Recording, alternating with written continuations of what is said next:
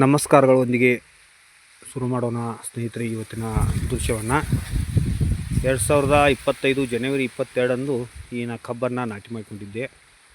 ಈಗ ಈ 7ನೇ ತಿಂಗಳ ರನ್ನಿಂಗಲ್ಲಿರುವಂಥ ಈ ಕಬ್ಬು ಯಾವ ರೀತಿ ಎತ್ತರದಲ್ಲಿ ಬೆಳೆದಿದೆ ಅಂತ ಹೇಳಿ ತಾವು ಇಲ್ಲಿ ಗಮನಿಸ್ಬೋದು. ಅದೇ ರೀತಿ ದಪ್ಪನೂ ಆಗಿದೆ.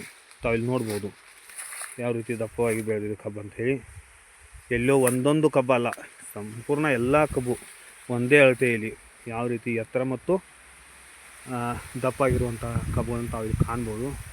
ಯಾವುದೇ ರೀತಿಯಾದಂಥ ರಾಸಾಯನಿಕ ಬಳಸದೆ ಕೇವಲ ನೈಸರ್ಗಿಕದಲ್ಲಿ ನಮ್ಮ ಜಮೀನಿನ ಸುತ್ತಮುತ್ತ ಅಥವಾ ನಮ್ಮ ಜಮೀನಿನಲ್ಲಿ ಸಿಗುವಂತಹ ತ್ಯಾಜ್ಯ ವಸ್ತುಗಳನ್ನು ಅಥವಾ ಗಿಡಮೂಲಿಕೆಗಳನ್ನು ಬಳಸಿಕೊಂಡು ಗೋ ಆಧಾರಿತ ಕೃಷಿಯನ್ನು ನಾನು ಮಾಡಿದ್ದು. ನಾನು ಕೇಳ್ಕೊಳ್ಳೋದು ಇಷ್ಟೇ ಸ್ನೇಹಿತರೆ, ತಾವೆಲ್ಲರೂ ಕೂಡ ಈ ನೈಸರ್ಗಿಕ ಕೃಷಿಯನ್ನು ಹೆಚ್ಚಿನ ರೀತಿಯಿಂದ ಮಾಡಬೇಕು ಅಂತ ಕೇಳ್ತಾ ಇದ್ದೀನಿ ಸ್ನೇಹಿತರೆ. ತಾವಿಲ್ಲಿ ನೋಡ್ಬೋದು ಯಾವ ರೀತಿ ಸೊಗಸಾಗಿ ಎತ್ತರವಾಗಿ ಬೆಳೆದಿದೆ ಅಂಥೇಳಿ ಕಬ್ಬು.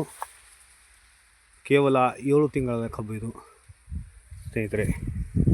ಹೀಗಾಗಿ ತಾವೆಲ್ಲರೂ ಸಾವಯವ ನೈಸರ್ಗಿಕ ಕೃಷಿಯನ್ನು ಮಾಡಬೇಕಂತ ಕೇಳ್ಕೊಳ್ತಾ ಇವತ್ತಿನ ದೃಶ್ಯವನ್ನು ಮಾಡ್ತಾಯಿದ್ದೀನಿ. ಮತ್ತೆ ಹೇಳ್ತಾ ಇರೋದ್ರ ಕಾರಣ ಎಲ್ಲ ರೈತರು ಸಂಪೂರ್ಣ ನೈಸರ್ಗಿಕ ಕೃಷಿಯಲ್ಲಿ, ಕಾರಣ ನೈಸರ್ಗಿಕ ಕೃಷಿಯಲ್ಲಿ ಯಾವುದೇ ಖರ್ಚಿಲ್ಲದೆ ಶೂನ್ಯ ಬಂಡವಾಳದಿಂದ ನಾವು ಕೃಷಿಯನ್ನು ಮಾಡ್ಬೋದು.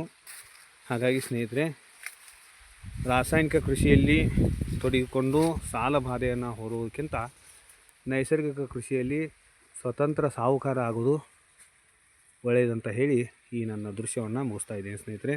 ತಾವೆಲ್ಲರೂ ದಯಮಾಡಿ ನೈಸರ್ಗಿಕ ಕೃಷಿಯತ್ತ ಮುಖ ಮಾಡಿ ಅಂತ ಕೇಳ್ಕೊಳ್ತಾ ಈ ದೃಶ್ಯವನ್ನು ಮುಗಿಸ್ತಾ ಇದ್ದೀನಿ ಸ್ನೇಹಿತರೆ.